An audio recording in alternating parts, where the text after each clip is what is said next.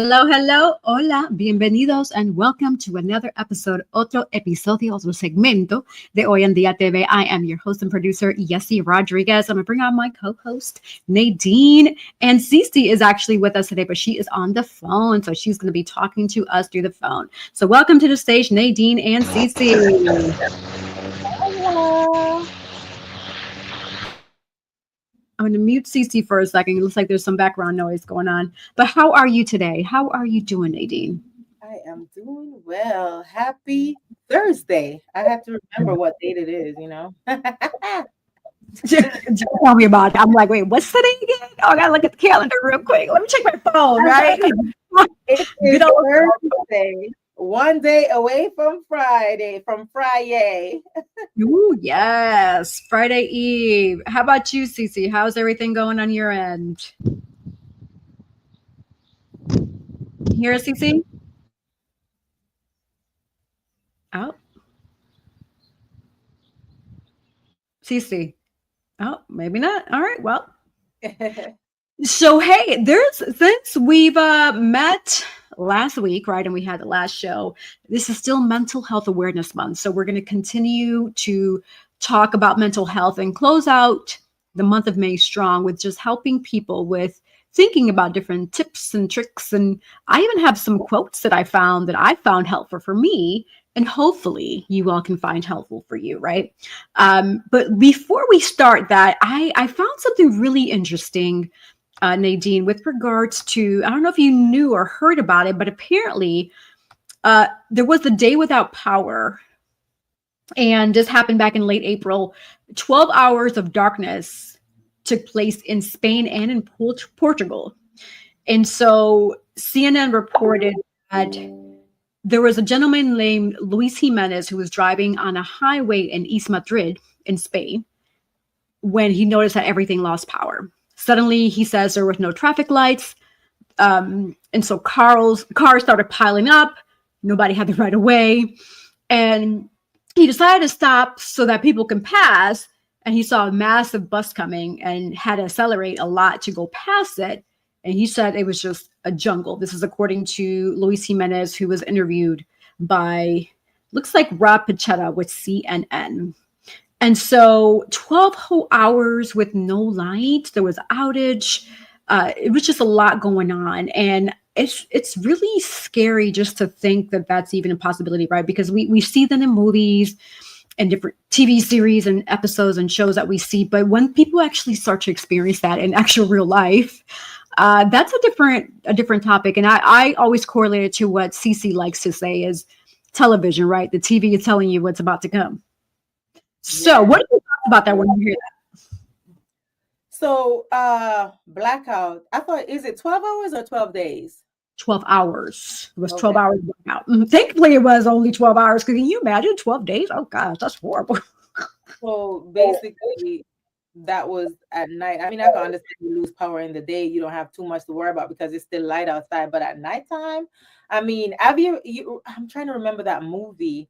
Remember that movie where The Purge? Anything could happen. So you better be strapped up. Hello. Hey.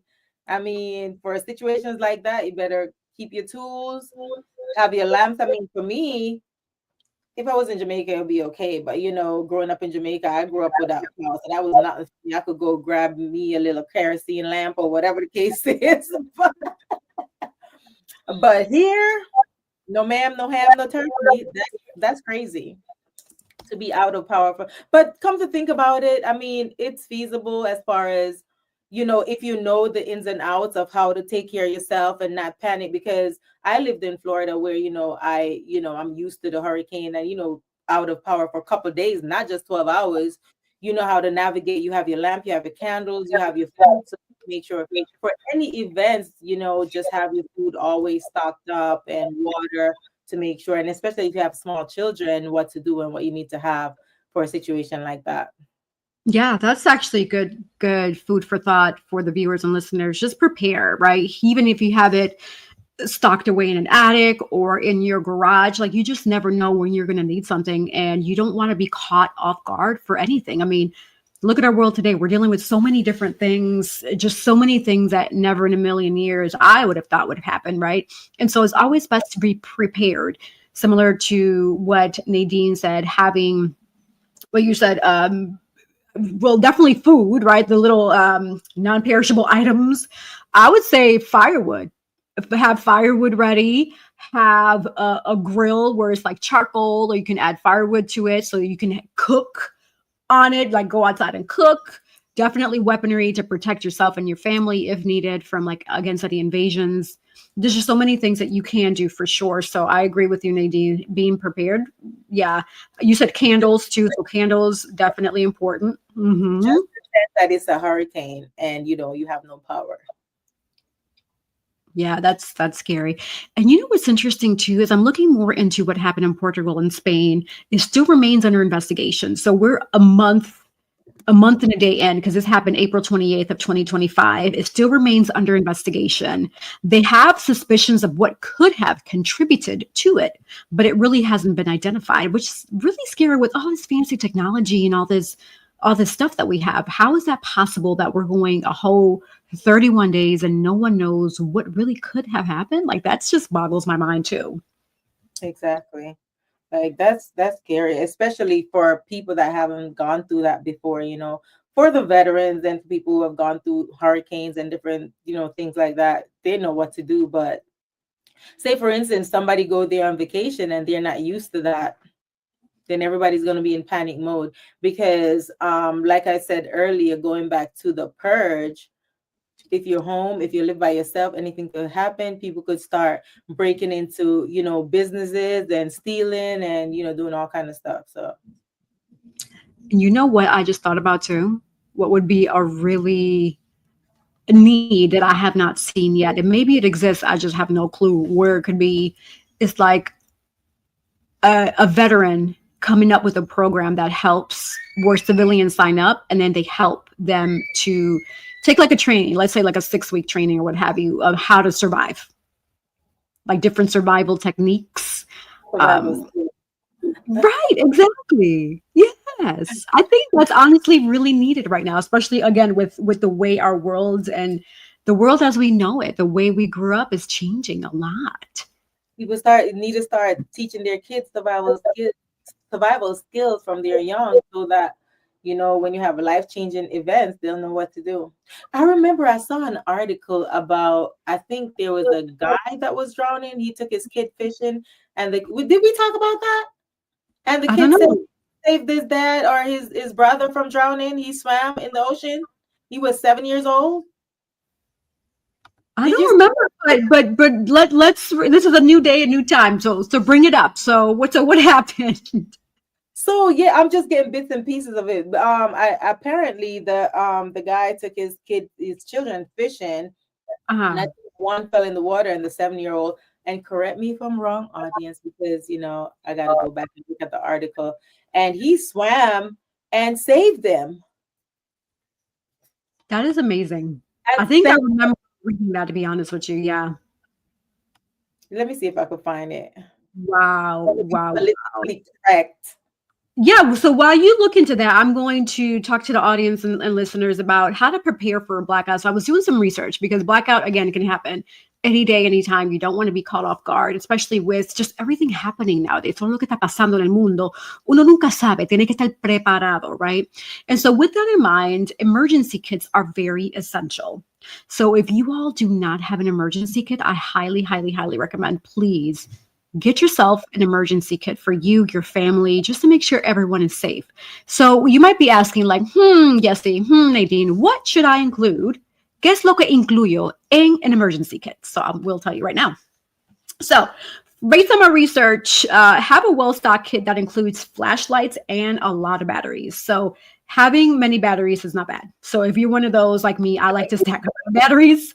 Having batteries is a good thing because you just never, ever, ever know when you're going to need it. And again, you do not want to be caught off guard. Also, battery powered or hand crank radio. Power banks for phones. Now, I know Amazon has a lot of good priced power banks. And if you all go to my Amazon influencer page, which I'll share that also later on, I have that already. So all you have to do is click on it and go on my page, click on it, and just order some because, again, you just never know where you're going to need that. Candles and match or lighters. First aid kit. Non-perishable food items such as canned goods, protein bars, etc. Bottled water. Definitely stack up on that water, especially gallons of water, because again, with so much that we're dealing with, even if you consider rainwater, like rainwater comes from the atmosphere, which is already polluted, right? So that means you have to like clean it out and all that. So having that extra gallons of water around for at least, I would say, for a while, like a gallon, depending on how much water your family consumes, consider maybe like a 30-day supply, which would be what, like about what, 60 gallons in a month. You need about probably like 20 cases of water. Oh, Yeah. my video is not showing on my page. I need to. It's in black. But yeah, sorry. But yes, I found the article. Okay, so let me finish with this and then we can jump back to that over there.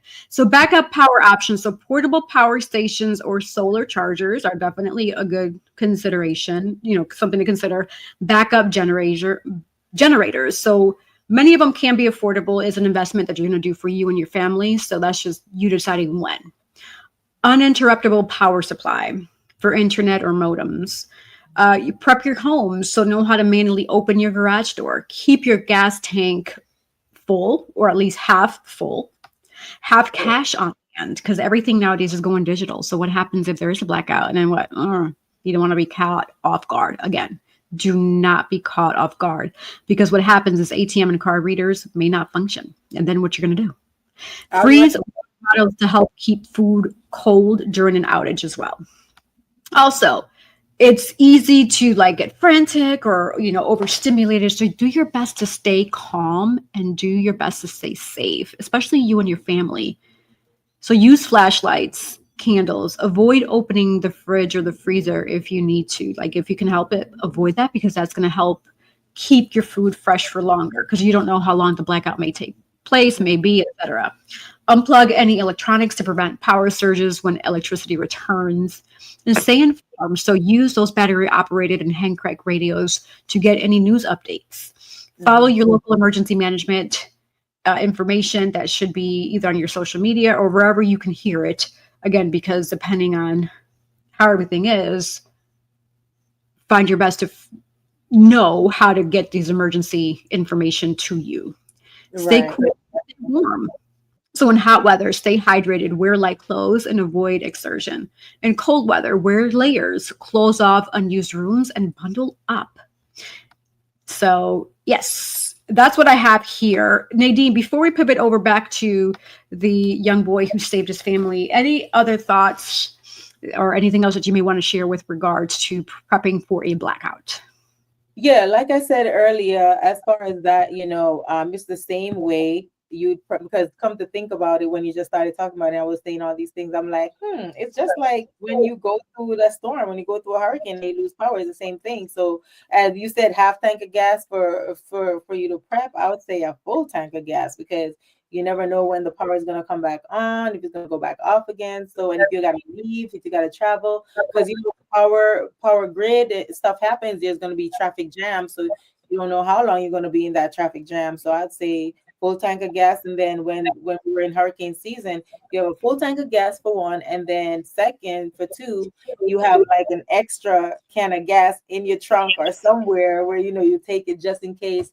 And I see people do that all the time, like pulling over and helping others when they run out of gas. So that's a good way to prep and to have and make sure you have your food and all these other things too, just in case if it's just like a hurricane. So I'd say food, water, gas for sure, and just have the mindset like, hey, I don't know when it's coming back on. Make sure you have enough food for you and your family, and protection, because never know what's going to happen. People there like breaking into houses and doing all kind of crazy things. Your business, I mean, if you have your business and you're not there, you probably just have to lean on the insurance, and because if you can't protect, if you're not there to protect, there's nothing you can do. Yeah. Yeah, no, that's a good point. That's a really good point that you bring up. And then also, I found some extra things for like core survival skills that everyone should know is one, how to make fire. And so, why this matters is one, it helps you stay warm, right? You're able to cook your food, purify water, signal for help. And also, from what I'm reading here from my research, learn to use the matches, lighters, magnesium fire starters. Like with matches, you can get a really cheap pack at the dollar store, like 200, like a dollar, you know? So you can never have too many matches. Yeah. Um, Practice building fires with dry kindling in various setups like teepees or a log cabin style, where you get the little firewoods together, little bits and pieces of the wood, and just do your best to work on that fire. So finding Yeah. water and purifying it. So you can only survive 3 days without water. That's for the average person. Everybody's body is different, right? So keep that in mind. And so Hmm. sources to consider streams, rainwater, dew on plants or solar stills. Purification, if worst case scenario, right, if you need to do this because you need water, something to consider is boil the water for 1 minute, use water purification tablets, which they're out there. So get yourself water purification tablets or a portable filter after you are boiling this water to refilter it as much as possible because you want to get rid of anything that's in that water that's microscopic that we cannot see. And if you don't have, don't quote me on this, but you could Google it. If you don't have any of that stuff, yes, he's saying just drop a tip of bleach in it. Don't do like Trump did, President Trump did at COVID.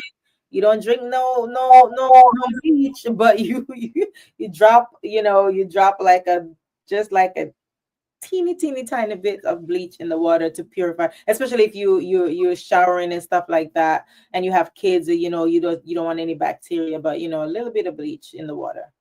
Wow, that's interesting to know. Yeah, nothing got the research more on that to see how that can be possible without causing too much toxic in the bodies. But that's a helpful tip. So thanks for sharing that for sure. I was Um, laughing when you said about the batteries because I literally was watching a show on Netflix. I think it was like 2 weeks ago. It's a game show, and they were supposed to swim out to, and get the different pack. The furthest that they swim, they'll get like, the easiest pack to start the fire. But if they grab the first one, then you're gonna have to do it harder, and they could not light that fire to save the. oh my, they were having issues. It was so funny. Oh gosh, that is crazy. But there's so much more that people can learn from just core survival skills. So what I would recommend is whenever you have a moment, do your research, use your favorite, internet streaming browser and just look it up and build your own survival skill guide for you and your family. Because again, you want to be protected. You don't want to be caught off guard. So Yeah. Hi, Shahan. I see her in the audience. I was like, are we streaming? Because on my platform, on my page, it's like black. It says sorry, we're having trouble playing the video. So I didn't know if it was the same on your end. So I'm like, it says we're live on my page, but it's like the video is blank. So I just want to make sure I we're wonder good. if Facebook is having issues, Nadine, because mine says the same thing. To be honest with you, I'm showing that Yeah. very screen, so it could be that Facebook. See again, blackout on Facebook for us. For I us, told you, we talking about blackout, and there it is, blackout on Facebook. we got a black screen on Facebook. They're like, they're talking to us on Jesus. Facebook, I know you listen to us and you pick up everything that we're saying, but we don't mean that type of blackout. Though, put back up our video, okay? And Siobhan, Right. give us a thumbs up if you could. Well, I mean, apparently she could see the video because she commented on there. But I mean, it's probably some technical issues. But yeah, I mean, those are some good tips. Yes, see, I mean, yeah. Also, I was going to say, so let's pivot over to what you were mentioning with regard to that young boy. I know you said you found it, so I'm just curious to know more about what happened there. Yeah, so it says a 7-year-old boy, Chase Pouse, displayed remarkable bravery by swimming for an hour to shore to get help for his father and sister after a boating mishap on the. Oh, oops, sorry about that. It went off. My screen went off. Okay, here it is. In another instance, a 7-year-old Chase Paul swam for an hour to reach shore and alert authorities after his father and sister got into trouble in the river. And because the 3-year-old was sinking, so yeah. And they said there's 2 different occasions. So if you Google it, it will pop up. I'm like, 7. I was Wow. in the Navy, and I don't think I could swim no hour to no shore. Like, somebody better call SOS for me. I'm sorry. Yeah, at age 7, I knew like I was familiar in how to swim, but not enough to where I can save 2 lives. That's wow. That's Mhm. very impressive. And So I know that Cece's not here now, but I know her son is 7. And when I went to North Carolina, I know I've been to his swimming class, so he's a really good swimmer too. So I'm like, kudos to you, is kudos, because I couldn't do it. so it sounds like that's definitely an important skill set to have to sign either yourself up or your kids, somebody that you know for swim lessons because you just never know when it's going to be Mhm. needed. Right. Okay, well that's good. I'm glad he was able to help his family. That's a beautiful, beautiful thing for That's sure. amazing. Absolutely. Yes. Yes, yes, yes. And so Nadine, I know that last week we touched on the topic of mental health and we shared a lot of helpful insight and information, food for thought. And so because we're quickly approaching the end of May, which is already knocking at the door because today is the 29th and 2 days we'll be in anime and then we'll be fast approaching June, right? And so with that in mind, we wanted to close out the month of May with a bang with some more helpful resources, food for thought, pertaining to mental health. And so more of the research that I've done, I found some tips and tricks for people to consider to use and to really implement and then definitely mold it how you see fit to help you with your mental health day to day, just life in general, because there's so many things that can trigger us to have any mental health unbalance, right? And so, with that in mind, starting your day with mindfulness. So, we're in a world where we're constantly dealing with a lot of noise, a lot of distraction, a lot of this, a lot of that.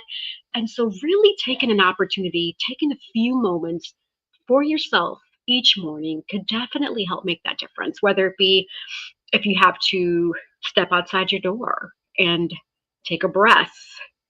Practicing mindfulness means even for just 5 minutes, breathing in and out, inhaling the outdoors, or if you have to go to a quiet room, your closet, wherever you feel that is, that's up to you.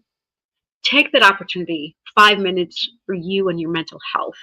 And that does many things for you. It helps reduce stress, it helps increase your focus, it helps you with a positive tone and sets that tone for you for the rest of your day. And so, Yeah. with that in mind, again, finding a quiet place, closing your eyes, taking slow, deep breaths, and focusing how you feel at that moment without any judgment for yourself. Like be gentle with yourself, right? And so, Nadine, what are your thoughts about that? I think those are some good tips, Yessie. And also, you know what I find like soothing is the rain and thunder sounds. Those are Huh? really soothing and relaxing. Okay, I like that. Yeah. With me, Yes. depending on the thunder, like if it's because some of the thunder I've experienced where I live, it sounds like the whole world is shaking. And I'm like, oh gosh, ugh. like like T-Rex is like boom, boom, boom, boom. I'm like, oh God, what's happening? Woo! So I salute you for liking that thunder because me, I can like it to an extent, but once it gets too like much, and I'm like, what's Well, happening? they have different ones that it balances out each other with the rain and the thunder, and especially if you can't sleep. I know me, I have like really terrible sleep nights, and if I turn that on, then I'm good to go. So you're talking about the actual noise, like coming from a Yeah, device, like not hearing you from outside. no, like if you ask your Alexa to play it or it's on YouTube, they do have the ones on YouTube. If you play it on your TV, that the light won't affect you because it's a blackout screen, but you could hear it and it helps. It helps me. Okay, okay. Now that you clarified, I get it. Okay, yes. So I agree. That I Oh thought you were no, talking real life, like not hearing it on your phone, but hearing it outside because it's happening and you're seeing no, the. because last week we had a terrible thunderstorms, and let me tell you, Yesty, it felt like the thunderball was in my backyard. That's how bad it was. It was it was horrible. It was really scary, not just horrible. It was really scary. So I believe it, and I've noticed. I feel like when that happens, the thunders to me are getting worse for some reason. Like they sound louder. They sound stronger and scarier. And then I can feel like the vibration. Boom. I'm like, oh Mhm. God, what is happening out there? Somebody said, that's like the thunder is God's voice, like, speaking to us or something. Woo, well, God is really upset with us because, woo, he got me shaking in my boots. Everything that's going on here is like making this his stuff known. Absolutely. Absolutely. Yes, that is interesting. And so, continuing on, set boundaries as an act of self care, right? So, reminding yourself that it's okay to say no. It's not selfish, it's necessary. You can't do everything. As much as you want to feel or be like Superman and Superwoman, realistically, we're humans, somos humanos. Unless there's something I don't know about you that you might be like an alien from outer space, which is cool. I mean, hey, more power to you, and you can do all this. Hey, I respect that. If you are, I would love to have you on the show, by the way. If you are alien from outer space, please come on, Wendy, because I would love, I'm sure me, Nadine, and CC would love to interview you. But anywho, with that in mind, saying no isn't selfish. So setting healthy boundaries is one of the most powerful ways to really protect you and your mental health, and especially your emotional well-being. Boundaries help you honor your needs, manage your energy, and create that space for relationships and experiences that truly support you, who you are, and what you are about. So, learning to say no without feeling guilty, speaking up for yourself when you're uncomfortable, and prioritizing rest over all the day hustle and bustle. Distance Mhm. yourself from toxic energy, which I know I've done. And my life is so much better because of that. Boundaries aren't walls, they're bridges to a healthier, more balanced version of yourself. And as you get older, you're going to start seeing that, right? You're going to start seeing that you don't have time for shenanigans. Life is too short. And you really have to have the right people in your corner that are going to help you out, and vice versa, right? You have to have the good intentions for other people, just like they should have good intentions for you. Those Mhm. are going to help you protect your peace and give yourself also that love and respect that you deserve. What are your Mhm. thoughts on that, Nadine? Like people that know me know that I have a short tolerance for the BS. So I mean, like you said, healthy boundaries. I mean, you could only give but so much per people, a fair chance, and if they keep on disappointing you, then you just gotta cut them off. You know what I mean? So set healthy boundaries. Just like whenever I just came from a book signing, and one of my books, I am choosing me. Not in a selfish way, but in the fact that you cannot always say yes to somebody, friends, family, coworkers. I talk about this all the time. You know, Sometimes you have to choose yourself. And like I said, it's not in a selfish way, but sometimes you just gotta self-love. Self-love is the best love. Absolutely. Absolutely. You have your own back, because at the end of the day, who's going to do it for you other than you?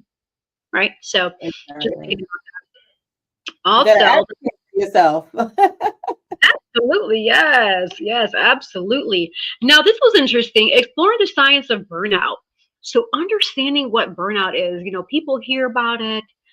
They say that they've experienced, which they may have, because everybody's version of burnout may be different. But Mhm. burnout isn't just about feeling tired.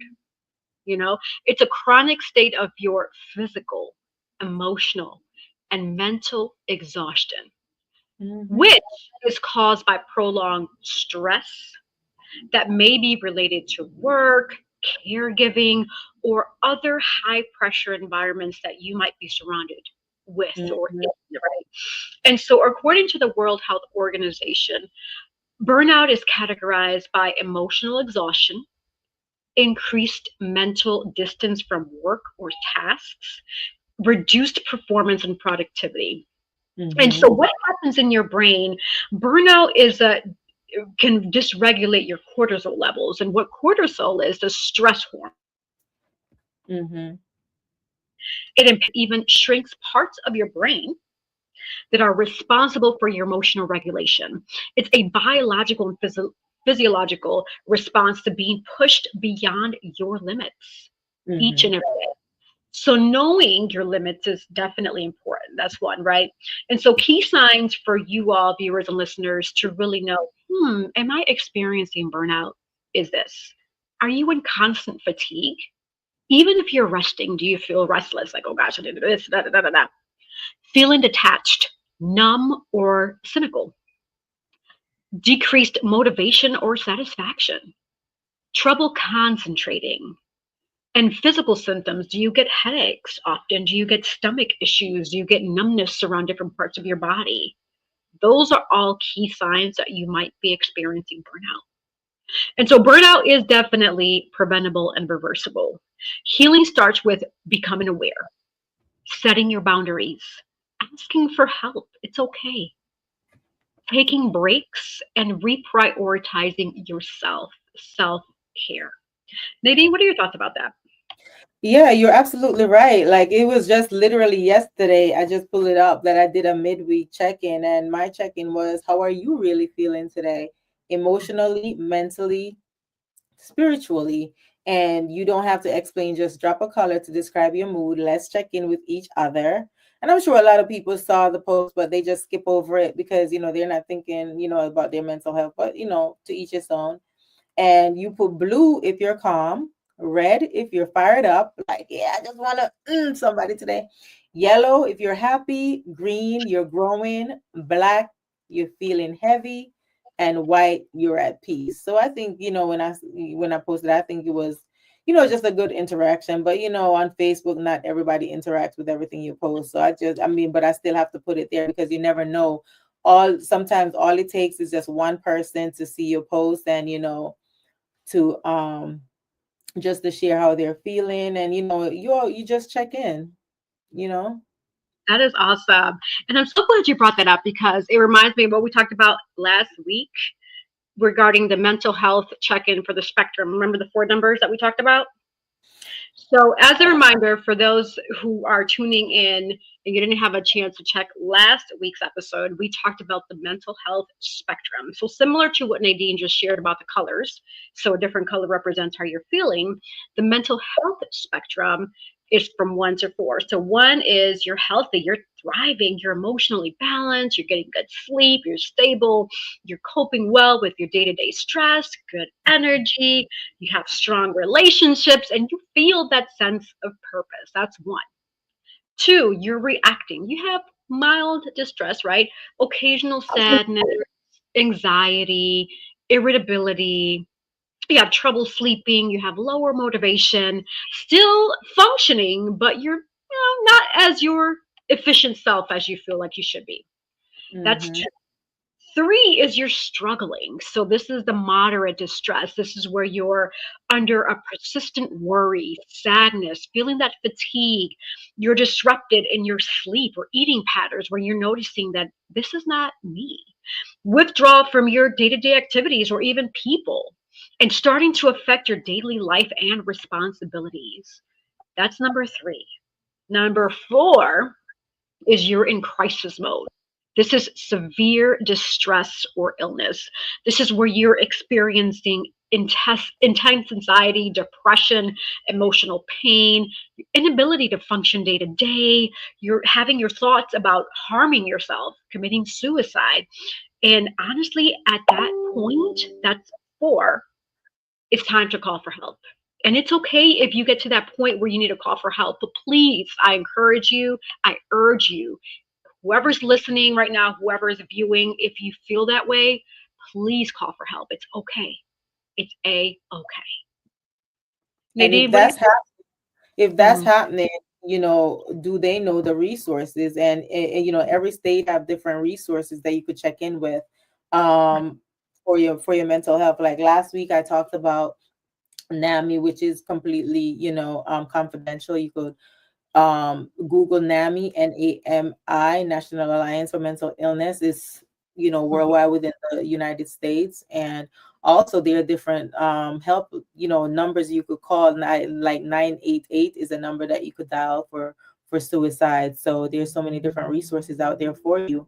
And I mean, you could call the non-emergency number for 911. I mean, of course, if you're gonna harm yourself, you call 911 and they'll send help. But there's a slew of different resources that you could tap into in your state if you don't want to talk to friends or family. That could definitely help you. And I know for veterans, we have a lot of resources too. We have the VA, we have different helplines, especially if you're active duty, you don't want to talk to your command or whatever.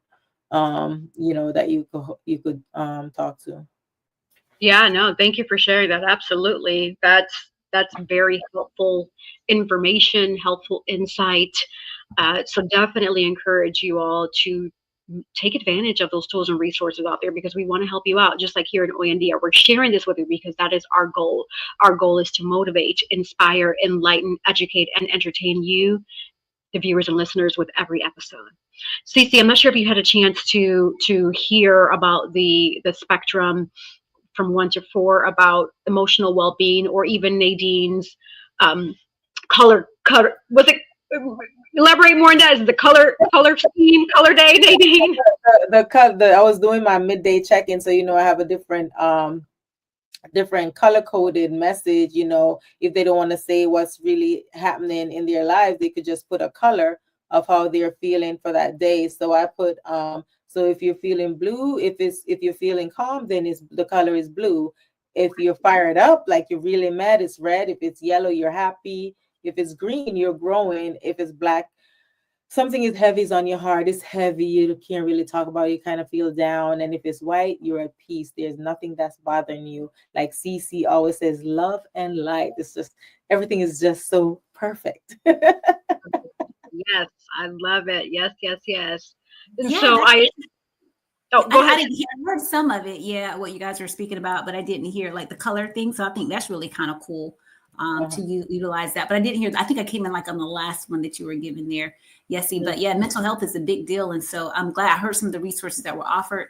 So I'm really happy that hopefully you guys will be utilizing those resources. And there's no shame, right, in taking care of your mental health. Just like you go in for that yearly checkup, go in and get your brain, right, get your emotions, get all of that stuff kind of checked out. Because look, if your brain is not operating at a full capacity, right, everything else is not going to work, right? Because this is what centers us. This is what governs how the rest of the body is going to work. And so systems have to be working in proper function to be able to do that. We have to really get past the stigmas with mental health, even though we know it's still out there, and definitely in some organizations more so than others. But still, at the end of the day, we are all human beings. We have a mental, right? So we have to get our mental health checked. So that's very, very important. Yeah, great information. Yeah, Thank no shame, no stigma, no suicide. Absolutely. Yeah, no. I agree. Nadine, I'm just curious. So if a person is feeling down or they have something heavy on their mind, you said that's black, but then if they have, like, if they're feeling more than one emotion, do they like stack on the colors? How does that work? Or can you only Yeah. feel one emotion? So you could put, like, like, hey, today I was red with somebody, but now I feel like, I'm growing, I'm green, I got past that.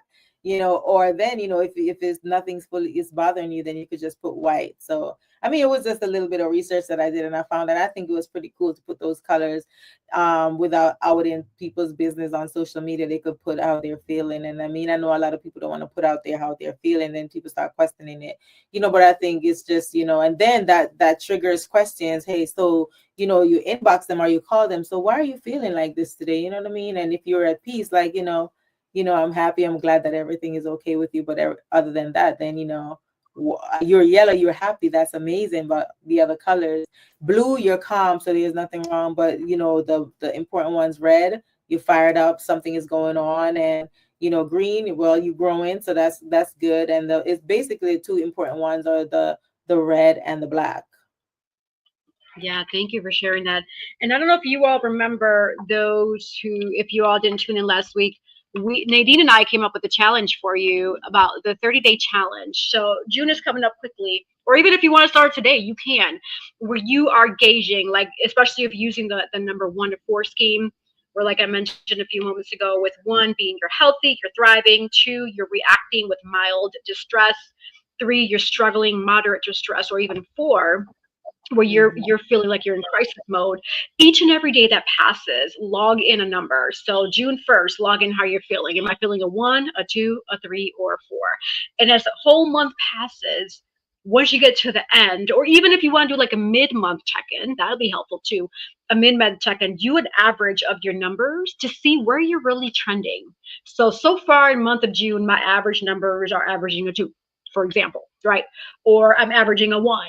And so that way, that can really help gauge your mental health and how you're trending. And then once you see those numbers start crawling up, if they do, hopefully not, but at least it'll help you gauge like, okay, it's time for me to get help. I need mental assistance. Again, it's not bad. It's not a bad thing if you need help. It's okay. We all need help in some form, shape, fashion, what have you. But just really gauging how you are trending with your mental health numbers here. So, and even if you want to use Nadine's color scheme, that's another great option too.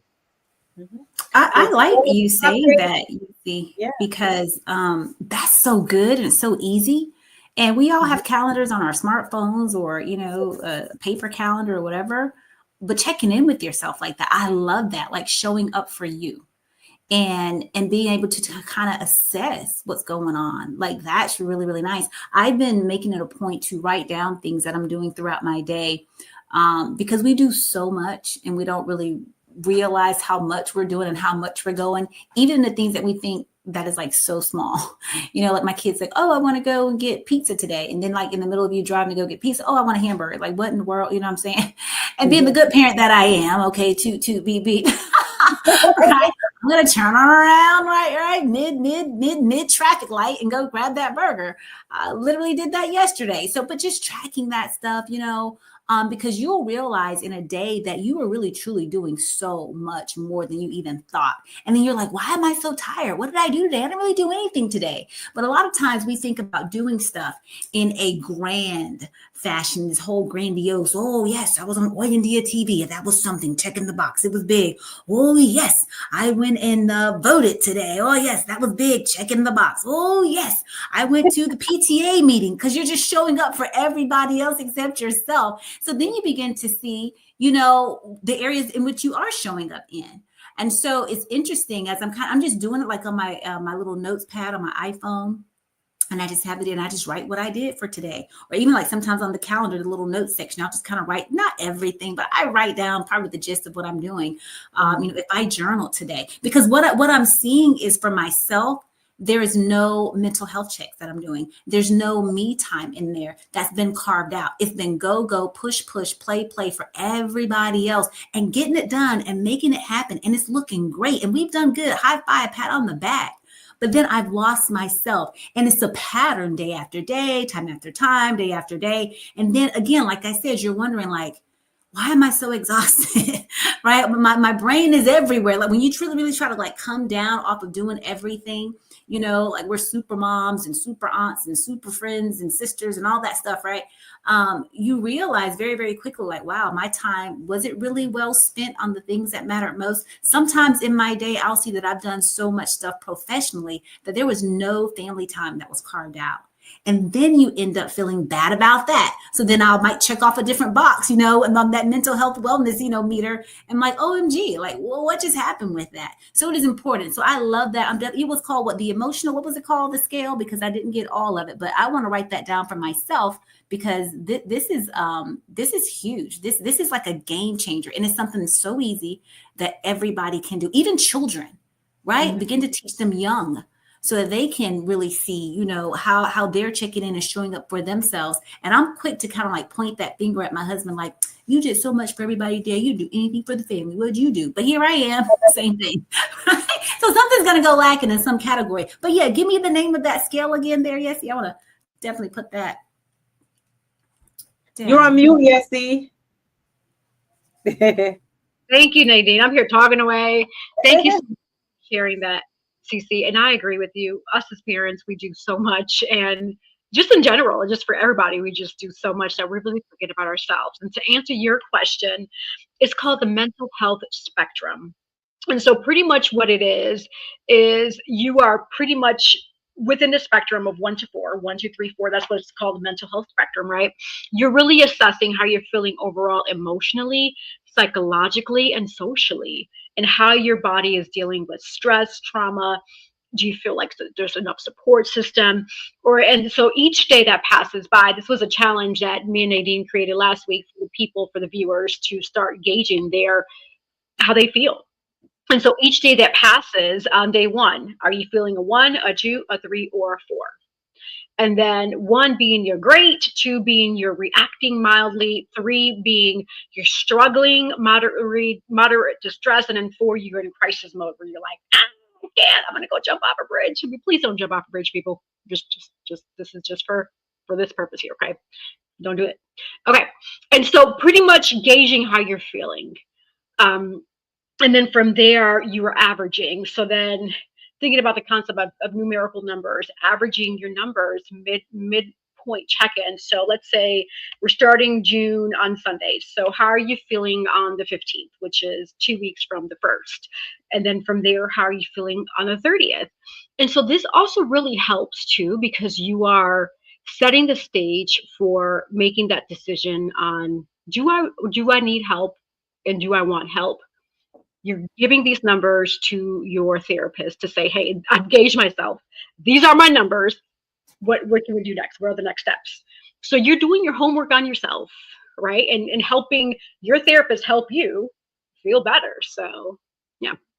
Yeah, and I think that for some people, not all, and of course, me and you guys, both you guys could correct me if I'm wrong because I'm not a parent, but I think that now that school is out, a lot of people, their scale or their level or their color might change or might go down because the stressors of the kids not being in school probably, is going to be less. But then again, some parents don't want their kids at home driving them crazy. So that's another thing, Yeah, I think the stress levels, because I have a school age kid, I think the stress levels go up because you're trying to figure out what you're going to do with your kid for the summer.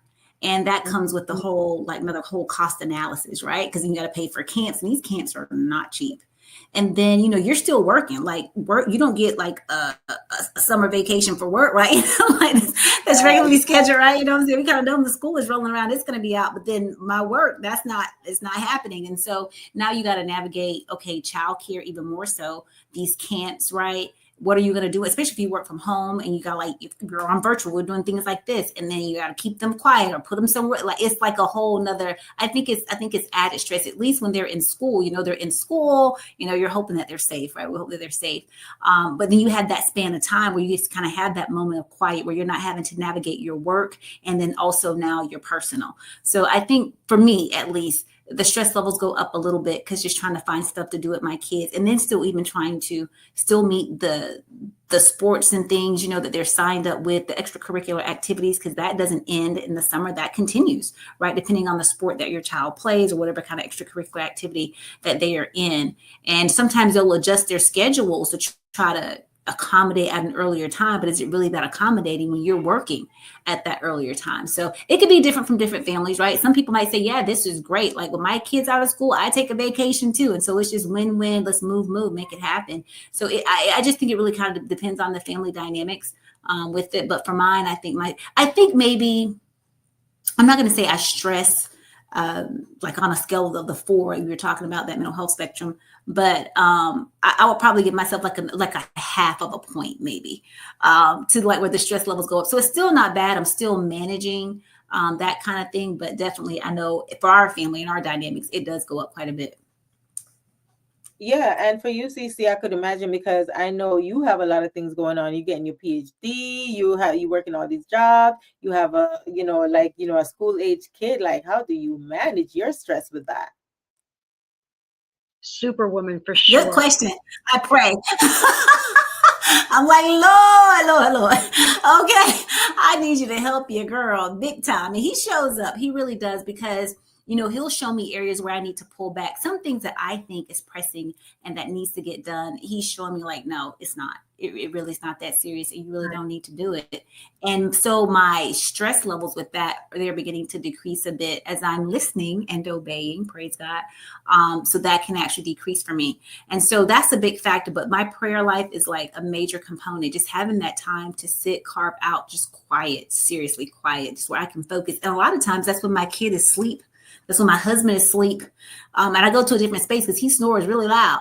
So, and getting that time in, So, and then I'm going to be utilizing this challenge that you ladies gave the audience and everything, because I wasn't here last week. Sorry, everyone. But I'm definitely going to be utilizing that too, and carving out those numbers and putting it on my calendar and really being self-aware and intentional about being self-aware. So yeah, what do you all do to kind of decompress and de-stress and kind of balance it all? Since you already know that I mean, I talk about stress. I try to manage my stress, but I need to, I was talking, who I was talking to, and they said, oh, I try to get a massage it was Rose. And she was like, I get a massage like every 2 weeks. I'm like, girl, that's amazing. I should be getting a massage every 2 weeks too. So, a lot of people do different things to manage their stress level. Like for me, I'm always like, like I'm in this new era of creating stuff now. So I like doing all these things. I started creating different things, making different things, and just try to keep my mind occupied because your mind go a million miles per hour, but mine is always in overdrive. I'm always thinking about new ideas, new things to do. And that's just how I operate. Like at CC, sometimes I go to bed at 3, 4 in the morning, like, girl, I need to get a job or something. That's awesome. For me, I do a little bit of this. So I go for a walk to just clear my mind, have a different scenery while listening to music. I have a passion for different music, especially like the old school music or the holiday themed music. It puts me in a different space. And then from there, I love to create different content. So even here with having Oyandia as a podcast and just being able to create content and do research to help other people brings me at peace too, because it's like this is my purpose, right? And then 3, enjoy spending time with my family when I can, because I do know that life is short. When I look back, I look at the things like, I wish I could have spent more time with my dad or spend more time with my grandmother. Now they're not here anymore. And so really embracing those opportunities to purposely carve out that time to set up those going to the zoo or going to somewhere on purpose, because again, life is short. We're here today and who knows what tomorrow may bring, only God knows. Mm-hmm. And then 4, video games. I love me some Call of Duty. I love me some Gears of War. I love me some The Division. I love being a Division agent, because the Division agent, we get to help people too in the video game. Mm-hmm. And so while I do that while listening to music and killing off the bad guys, and that's it. Casey, her and David and they'll get along. The Division. I know, because they love that stuff. I'll get in there and try to play with them, and I can play video games. I don't, I can't say that I like them. I guess like when life slows down at the school, and I'll definitely be able to kind of get in with them. But we play a family game. We try to play like in teams, and we're very competitive. And I don't take it easy on these kiddos. I'm telling you, I don't. And but we play a game called Overcooked. And it's like you're cooking, you're like, in this kitchen and you got to get the food and, it's on the conveyor. You got to do it. So you got to work as a team. But man, my little be throwing stuff on the floor. I'm like, what's happening? Like the customers waiting, they get all mad and Steve, you don't get the order out on time or you mess the order up and all that kind of stuff. So it's kind of fun. And then of course we play like the Wii Sports or whatever. And I like that because it's very interactive. And so we love the badminton on there. And so we're swinging, and my 8-year-old, he's always trash talking his 12-year-old brother and, his dad. And it's fun though. And that's definitely a way that I'm definitely going to be implementing more time. They're going to love it for me because they'll play all the time. They love it. But just having me there to do that with them. But yeah, those video games, I just don't want to get addicted, right? Like my family is addicted to those darn games. And so I'm like, it's easy because, it's just fun. You can really enjoy it. You know what helped with my stress level? Like, I think that's what be keeping me up late at night too. There's a game, right? It's called Bus Out, right? So it's basically like buses with different colors go pick up people, and you should try it. It's so much fun and it's so addicting. It's called Bus Out. You should check it out. I'm gonna have to check that out for sure. Yes, that sounds awesome. Yes, you'll be addicted to that game. They have different colors: purple, pink, blue, yellow, orange, red, and you just have to send them to the bus stop. And people, just and if you get stuck with it, you get different slots. So if it's not enough, then you have to watch like a video or something, because I'm not paying for it. You have to watch a video, and it'll come back. And it's really fun. I enjoy that. That sounds fun. Okay, this is great. Yes. And keeping along the lines and just continuing to talk about mental health, another tool that I found that we actually do here all the time with Oyandia, which is great, it relates to cognitive behavioral therapy, where you're taking a negative situation and finding a positive in it. That's pretty much what I harp on here at Oyandia is how do you turn a negative into a positive? And so the proper terminology for that is called cognitive behavioral therapy. Is one of the most effective evidence-based approaches to managing your anxiety, depression, and any mood disorders that you feel you may be dealing with. And so pretty much what it is you become aware of how your thoughts, emotions, and behaviors are connected, and you're pretty much turning that negative into a positive. So, for example, if you're thinking, I always mess things up, start thinking, turn it up to a positive. Sometimes things don't go as planned, and it's okay. I can always try again tomorrow, right? So, turning a negative into a positive, seeing that light of how to shift your mindset.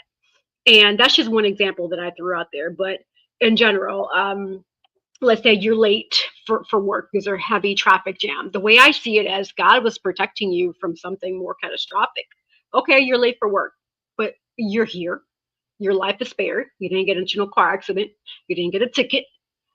So seeing that positive when you feel there's a negative situation going on. Now, if it continues to happen, then you might have to wake up like maybe 30 minutes earlier, get on the road a little bit earlier, so that you won't always be late for work. But again, thinking about just the things that can happen on a day-to-day. So yeah. In this day and age, people shouldn't be late for work. I mean, I know things happen, but they have ways. I mean, ways you could always prep your trip, even though you know your address, know where you're going. Always use Waze. Waze will direct traffic. If there's just like I was coming home today, I know where I was going from my book signing, and I put on Waze, and it basically gave me an alternate direction because there was a traffic jam, and it said you saved 2 minutes this route. So even if you know where you're going, always use Waze. So if you're going to work the next day, you could schedule your trip to work, and it will give you a time. If you need to get there by 7 o'clock, it will tell you need to leave your house by this time. And it's basically, navigating the traffic throughout the way, so you could, so it will derail it. That's awesome. Okay, cool. That's great. That's good to know. Thanks for sharing that tip. And then you could share, you could share your directions with friends and family, just like when I go to North Carolina, or Cece. Sometimes if Cece's coming here, then she'll share her trip with me, and it will tell me exactly where she is. So that's another tool you could give to your kids too, that especially if they are new drivers, you could have them share their their ways with you if they're taking a long trip. Cool beans. The CBT therapy, I'm very familiar. You got CBT, the cognitive behavioral, and you also have the CPT, which is the cognitive processing. And they're both really, really good. So my husband actually went through a bout of the CBT therapy, which he was using, which worked, some for him, but he really needed the CPT. And so as I was learning the difference between the two, I was like, yeah, we definitely need to know that we need the processing part, right, with everything. Because the behavior, right, it's like you're saying, it's really about being aware and kind of changing that negative into a positive, really kind of seeing, is the glass half empty or is the glass half full, right? And then beginning to change the behaviors and things of that nature. And so with the cognitive processing, it's like kind of showing you, it's kind of like, think about it like, taking a trip. Like, what's going to be some of the first things that you're going to do before you take that trip? So you got to kind of process, you got to plan it, right? And you got to be able to process all the information, everything that's happened to you, whatever that situation is, whatever that emotion that you're feeling, any of that stuff, right? You got to be able to process that through to kind of see like, why this happened, what was the cause and effect, so to speak. So it kind of really gets you clear. And I really love it. It's a really great strategy. It's very beneficial for people to utilize. And you can typically, get consultations and stuff. Like, you don't necessarily sometimes even have to have a referral from your PCM. Sometimes you can go directly to, the behavioral health person and kind of let them know what you're experiencing. And sometimes you can see them directly on. So, but it is something really, really nice to use. I'm really glad that you talked about that, because maybe some people out there don't know, right, about these different therapies and how they can actually help and assist you. And it's non-invasive. It's not like you're taking a pill. It's not like you're being operated on. It's not like any of those types of things, right? It's just you talking it out. There was a study, and I don't remember, I'll have to research it for you because I'll have to get it for you. But back in history, a long, long time ago, once upon a time when, right? But no, there was a group of warriors that went out, and with those warriors, when they would come back from war, the community, when the people embraced them, the community, we found that their mental health, they didn't have a lot of these episodes to where they had post-traumatic stress or any other kind of, I call them mental health injuries, right? That kind of thing. They didn't have that because community was able to surround them, to listen to them, to allow them to vent, to allow them to talk about the situation, to allow them to talk about what they saw in war. So that was a part of the processing, right? That whole cognitive processing that was going on. And in that, you found that in their communities, these people did not have the mental health injuries that we have today. They didn't have the suicidal thoughts that we have today. They didn't have any of those negative components that kind of comes with it. And so community is important. I say all that to say this: community is important. Knowing your support system, who you can share, what you can share with, and just being able to kind of talk it out sometimes is going to be, paramount to a person's healing, to a person's mental wellness and those types of things, emotional wellness, all that kind of stuff, because it's going to be able to help them, to grow. And there will be no stigma attached. It's like, hey, I went to war, I saw some things, I need to talk about it. I need to get it out. And so you're able to release that stuff, right? We know that cortisol, it brings about a whole bunch of stress effects in your body. And so when you can release that stuff and get that stuff out, it doesn't build up in your body to where you're having nightmares or to where you can't sleep or to where you may have some kind of eating disorder. Like other things comes from that stuff. So I'm so glad that you all mentioned about the therapies and some of the different, tips that we can utilize to be able to help us. Yeah, absolutely. And Cece, I'm glad you brought that up because I believe the study you're talking about is called the Longitudinal Study of War-Affected Youth, conducted by Dr. Teresa Badencourt and her team at the Boston College. This was actually considered a groundbreaking research that followed 500 former child soldiers from Sierra Leone Civil War between 1991 through 2002, so for more than 15 years. And the study found that community and family acceptance significantly reduced the long-term mental health impact or effects because of that war trauma, right? And so the participants who were embraced by their communities despite of their involvement in the violence showed lower levels of depression, anxiety, and post-traumatic stress disorder, PTSD, compared to those who faced stigma and rejection. So yes, thank you for bringing that up. That is very, very helpful. Interesting.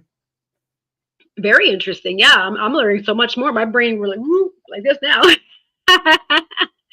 That's awesome. Yeah. Yeah. So talking, people look at psychology, this social science, and people for a long time used to say psychology was like quack medicine, quack, doctory or whatever. That's not even a word, but quack medicine, right? And they really didn't take any. It really didn't begin to gain clout, for many, many years. There's a year in there. I don't remember it right now, but it took some time. Just like chiropractic medicine, it was thought of to be like quackery medicine as well. But as you can see, just talking, right? Talking it out can provide such great healing, right, for people. And people are so busy now, no one has the time. Or no, I would say people have time. People don't make time, right? We really got to kind of change our mind on that. Mm-hmm. And so we have to make the time for the things that are important. And family and friends, they're important, right? And just taking the time to listen. I don't have to have an answer for everything. I'm not going to have an answer for everything. But if someone can pick up that phone and they can just say X, Y, and Z, and you just listen. And you can just say, I'm so sorry that you're feeling that way. And the best thing that I do for people is let me just pray with you. Can we pray? Because I can take it to the one that does have the answers. And that does a great service. That does a great service. It's so interesting. I was chatting with one of my aunts the other day, and she was mentioning, about friendships and then, just being friendly with people. And like one of her friends really wasn't listening to her in the way that she needed to be listened to. And, she was kind of short with her and kind of snippy with her and stuff like that. But she was like, but I'm not going to let that change how I'm going to be a friend to her. Like, I'm still going to show up. I'm still going to listen and all of that stuff. And all she needed was to listen. But sometimes people give you advice and they expect you to take the advice. And when you don't take the advice, but yet you still continue to talk about the same problem, they get upset with you.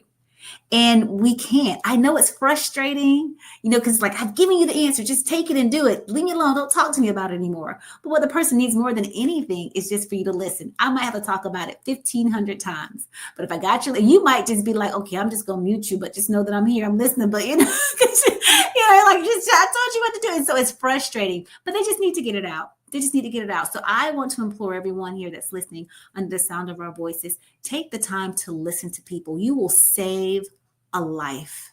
Okay. Yeah. You will save a life. You will help to decrease stress levels, by eons. Okay. So we have to just make the time. Make the time. The time is there. We have a 24-hour day. Make the time. It's there. So prioritize, balance. And I'm preaching to the choir. I'm preaching to myself. Okay. Make the time, balance right, set your priorities, and move forward.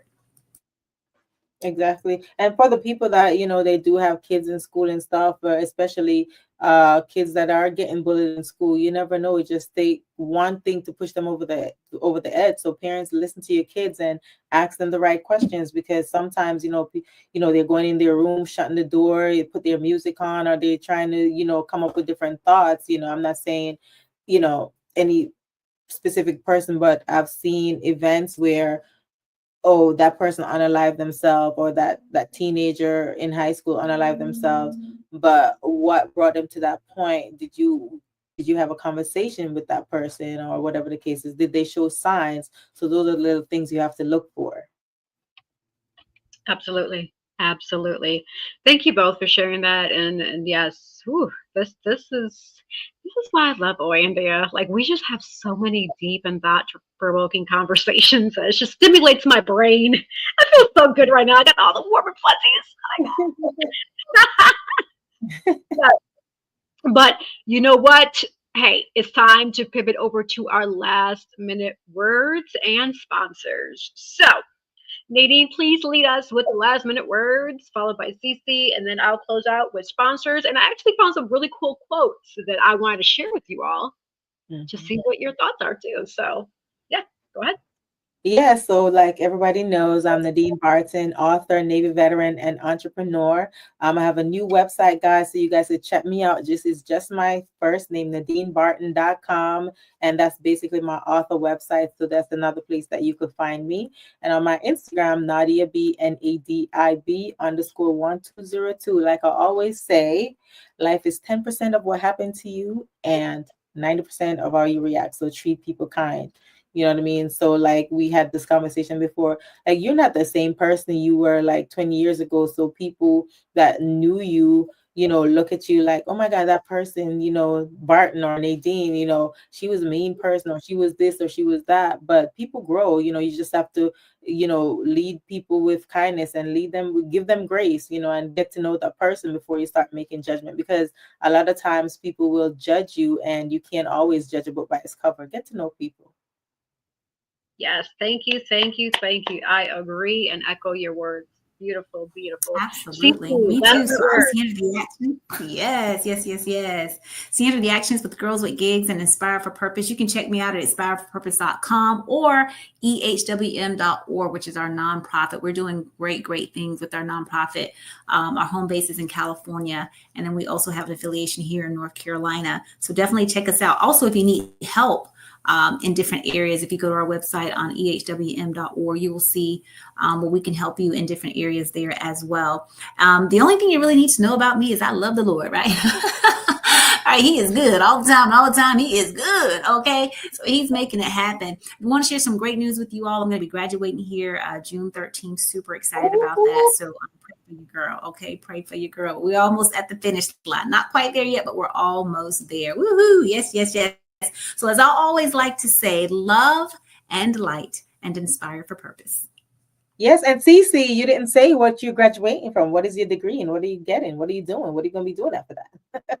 Yes, so I am getting a PhD in industrial and organizational psychology. Everybody keeps asking me, like, what kind of doctor are you going to be? I was like, I'm a scientist.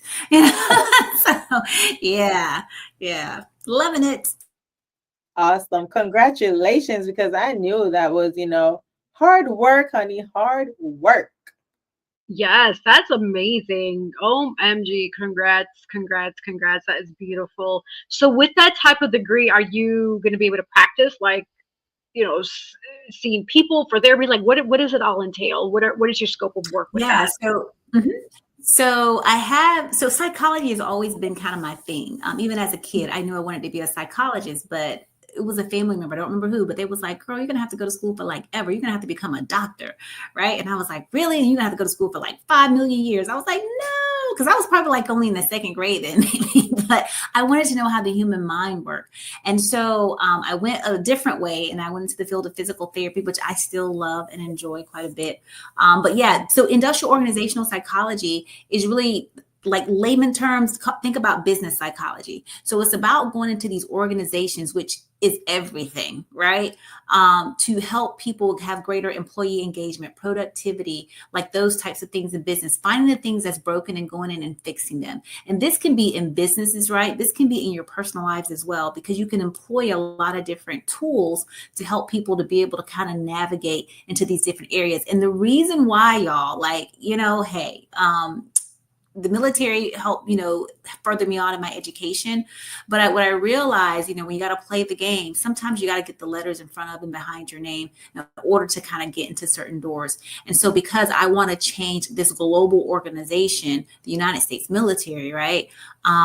You got to have certain credentials, just to be honest, and I'm sad that I have to say that, but that's just kind of how it is. And so I went to school to further my education, but I'm very proud of myself even, because this is like the highest degree in the land that you can get. So I'm like, on Earth, right? On the planet Earth, what's the highest degree that you can get? It's your doctorate. It's the high, the school doesn't go any higher than that, right?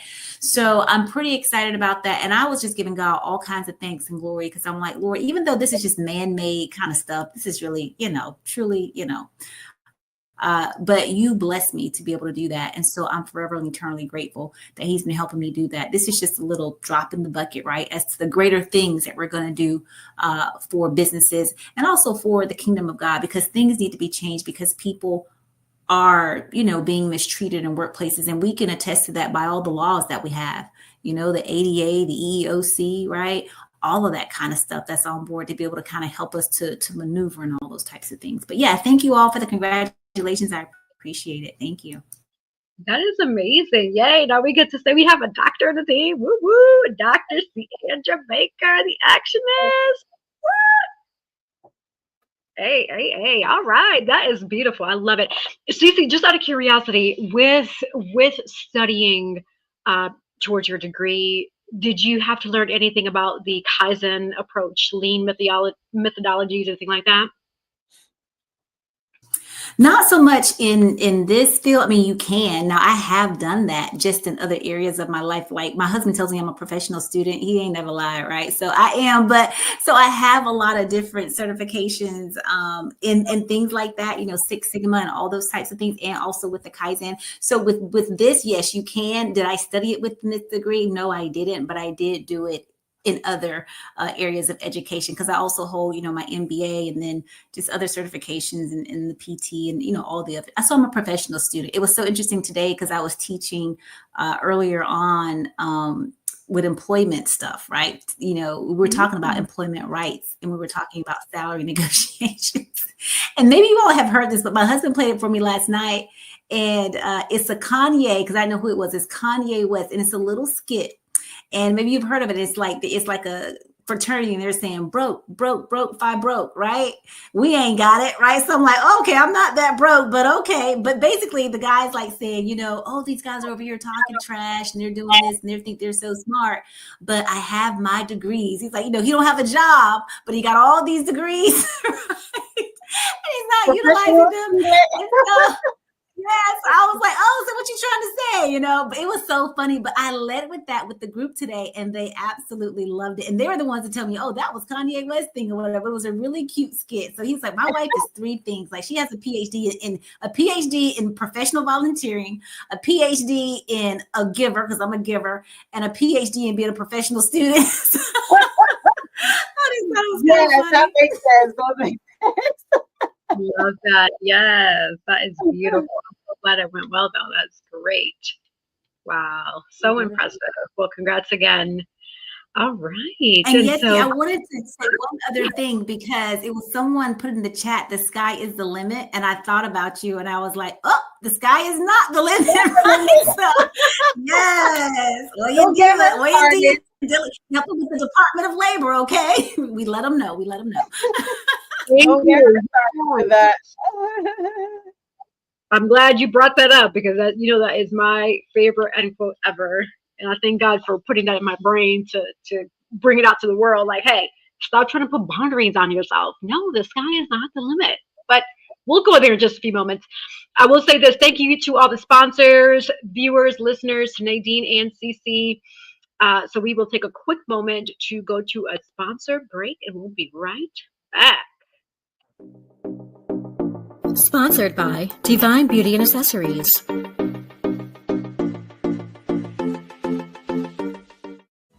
Watch Oyandia TV Thursday, 7:30 p.m.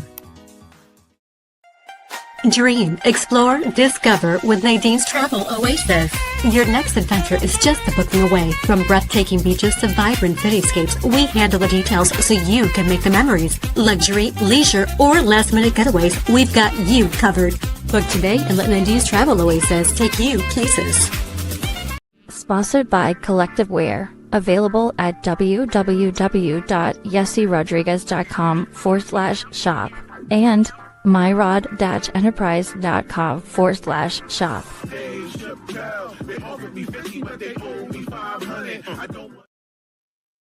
All right. Thank you all, sponsors, viewers, listeners, Nadine and Cece.